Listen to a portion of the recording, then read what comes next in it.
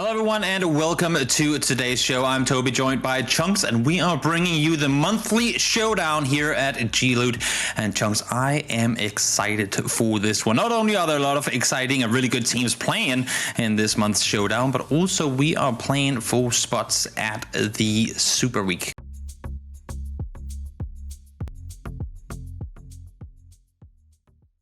Now having to maneuver into this uphill terrain. I would love to see Entropiq just go straight in the vehicles into the west, and that's exactly what they're doing. Through La Bandita, get over there. Lucarux actually catches one mid-rotation.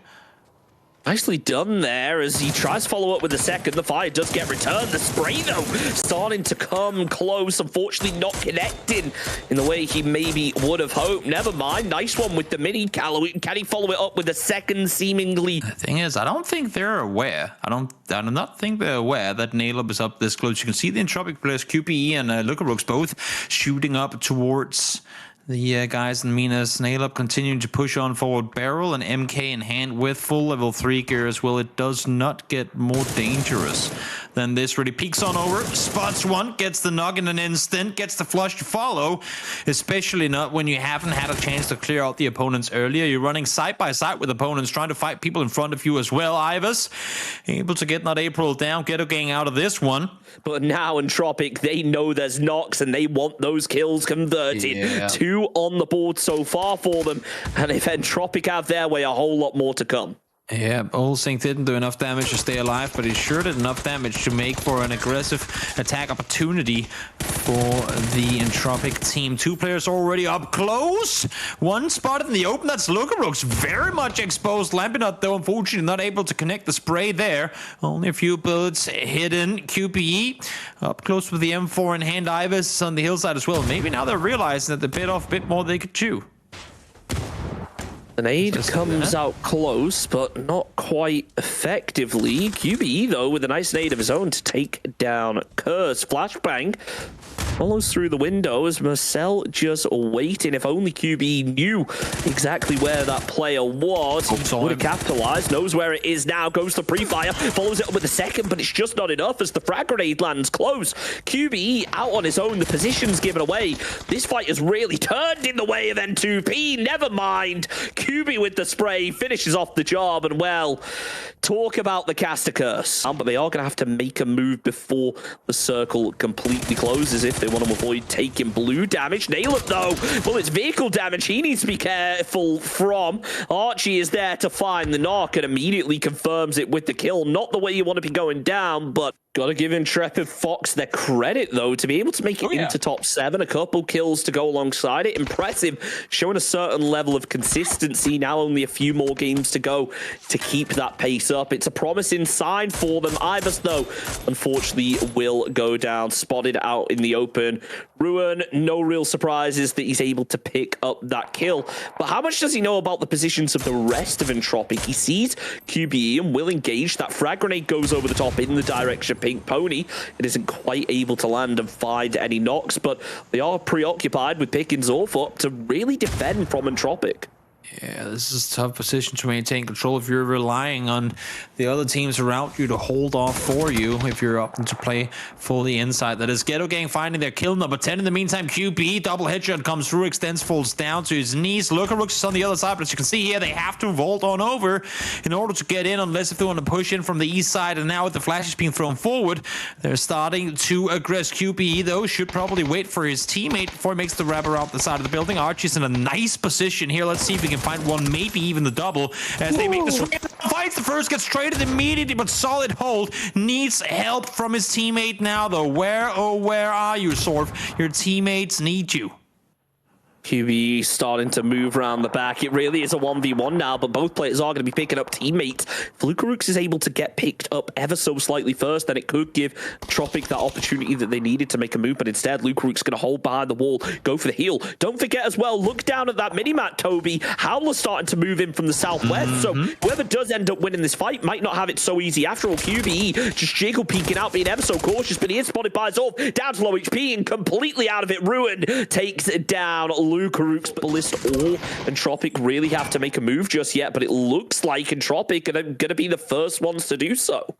Issue is that football is the kind of split right now. Odin is going to be getting rest, but I'm pretty convinced that Entropiq has a full-on intel of there only being 2 players here. Nail up, QB, both pushing up gluedly. And Odin trying to sit behind the building. Nail up finds the first one. Low HP on Odin. Scar, L in hand. Not a gun we see utilized too often. Just 1 bullet left for Nail up. Gonna make it. With just 1 bullet. Very cool. Taken down very quickly this time around. Hopefully that isn't a sign of things to come. Sancho is out of the game for at least this one, as Fake tries to open up with some shots. Nicely done to connect onto Burger, but there's still other players down below. Fine, caught with a nasty little headshot though. Forced to unpeak. This gives his teammate the opportunity to push through, but it's just not going to be enough. Fine, doesn't matter how low he is, still goes to peak, finds the barrel spray. Sosad's out of it. Fake is the last one up. He's doing everything he can to salvage some points, but it looks like Entropiq are there to steal them away. Yeah, not gonna wait around for that. When you have fighting in your backyard, might as well go out and see if you can clear out the competition. That's exactly what they did. Fake now in trouble. Only got a tree for cover, and that cover is probably only gonna help him for so long. No helmet anymore either. Got 5 smokes to play with, so maybe a placement point or 2 can be found if he can stay alive for long enough. But now the blue is coming in 20 seconds. That's gonna be phase 6 damage. Gonna hurt even more. Just 2 first dates as well, but he's taking his time on this one. I think he hit the wrong keybind because he just went to pop an energy drink instead of a heal. He's going to be taking so much blue damage now. He's just about made it in, but the smokes are still there.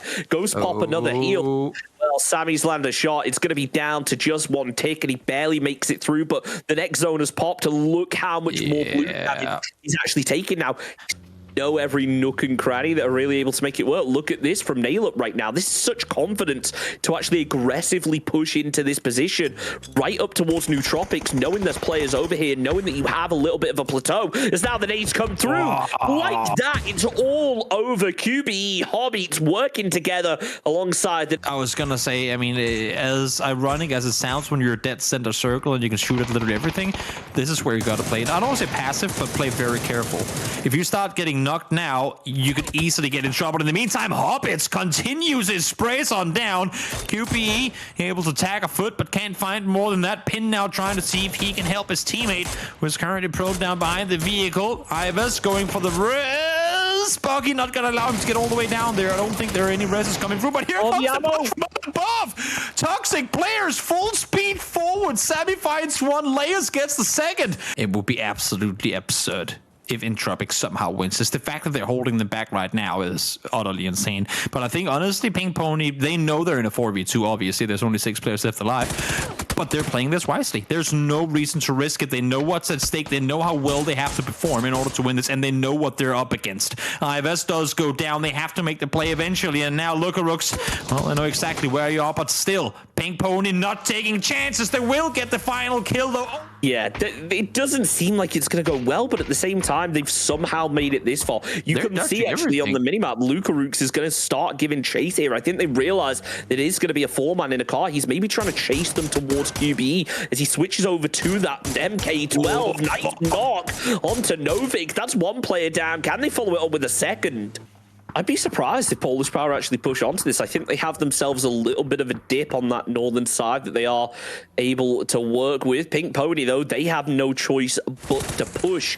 Zorf just chilling, tries to open up the spray. Nail it with 1, followed by a 2nd. Beautiful defense from Entropiq, but they need to be careful because you know that Pink Pony, Newt are both going to get involved on this as soon as they hear the shots. Zorf takes down 1.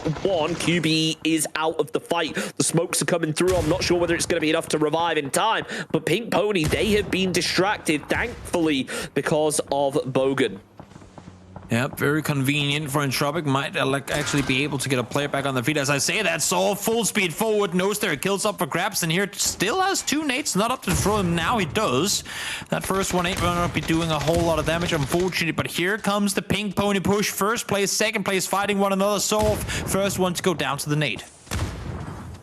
Smokes continue to come through as they do everything they can to scramble to cover. I do wonder whether it really is going to be enough, but that's a beautifully placed nade, and that's going to be QBE going down. I expected Luke Rooks to follow, but instead, all he follows up with is a kill, followed by a second. Ivers is there for the support to be able to finish off the knock, and it leaves attacking Titan or Teddy Bear from earlier as the solo player left. Tries to go for the spray and will find Luke Rooks, but the zone's on him, so are the Molotovs. It's all over for Pink Pony. The 2-win streak has been ended. Outlive this push from Pink Pony in order to secure themselves their spot in the not only monthly final top 2, but of course also the spot through to the Super Week of the GLOAD Season 5. Pink Pony, they've got themselves a ridgeline to work with, but look how far away the rest of the team are. When I say the rest of the team, I mean the solo, obviously, is it's going to be a 3 versus 4 push. Surely, Entropiq, though, have a good read that there are going to be players down here. IF, though, getting pushed on their own later is going to be the first player to fall as Hello Senpai drops down prone and hopes for the best. Entropiq Fox getting caught from behind as well. Luke Root, Naylor pushing in. The team kill, though, really not ideal, but in the end, they do manage to take down Entropiq Fox. This is the cue that Pink Pony needed to make a push. As the nades come through, they don't quite connect. Just push, Pink Pony. Stop playing passive. Just push. W key. It's time. Free kills. Yeah, they are in the compound now, but not wanting to over-aggress. It's first, second, and third place that are around here right now. Entropiq, 0 kills so far, not in placement points yet. They were close, but they're not going to be close enough. The vehicle explosion is going to take him down. Entropiq will fall short, I believe. Full push comes through here, though. Free kill with the Vector in hand as they full on commit to the crash. This has got to be we saw the leaderboard coming into the final game, and we simply don't want to risk it. It's got Seems like that. It's got to be we do not want to risk anything because we're afraid of not getting first place. No, unfortunately, Molly in hand ends up taking himself out. Should get flushed because of it as well. Rooks goes down, so at least some sort of damage done. I'm still looking at the minimap. I'm still looking for Pink Pony to do something. It's a feast down here if you just come and claim your free buffet, but they do not want to make an aggressive play. Ivers, in the meantime, finds free kill down to the Molly. He goes everyone here fighting around the same one building, and now Pink Pony are starting to realize, you know what, it's now or never. Ivers, as the final player left up, going to try and get Nailert back into it. This is the time for Very Cool to start making a push. Ivers hip firing almost directly onto the players, but the smokes are just a little bit too thick as they start to clean their way through. He's using his audio for every cue it can give him as Pink Pony looking like they want to start positioning themselves. If they see another Entropiq player go down in that kill feed, surely it has to be time to make a push. Ivers goes for the heal, but Dedrix is there with the nade to finish off the job. And it's a case of, okay, let's get into a good position. Let's fight our way into that. But once we're in a good position, let's chill. Let's not overextend. And it's paid off for them. Look at the gap between them and second place, who, by the way, that's Entropiq. They're the other team that are going to be able to make it to the Super Week. But Ivers from Entropiq. Ivers, how are you feeling after that one? Hello. I'm feeling good. Good to hear. Congratulations on second place. I mean, of course, it's not first, so that's not what you would have wanted. Was there at any point, I want to ask, throughout today's games, because you were playing, I mean, you guys were playing super confident throughout the day, which I like to see that you always do. But I was wondering, Ivers, was there at any point that you were surprised by the capabilities of some of the other teams? Were there fights that you took where you thought this is going to be a pretty straightforward one, where you then maybe it didn't go the way that you would have wanted it to? I don't think so. After we failed the previous qualifiers, we made some adjustments to our game style, and today we were confident that we are the best team in the lobby. Maybe not today because Pink Pony had an amazing day with 3 wins, but we had the most skills, so I think we played good, yeah. Yeah, I mean, you had some really impressive matches throughout this evening, it's fair to say. I want to talk about that last game for a minute, because you were in a bit of a scary position, it felt like, towards the end, where you weren't 100% confirmed going through to the next round, and you were in a really messy compound fight. Were you thinking about that when you were in the fight, or was your focus just on, let's try and get out of here alive?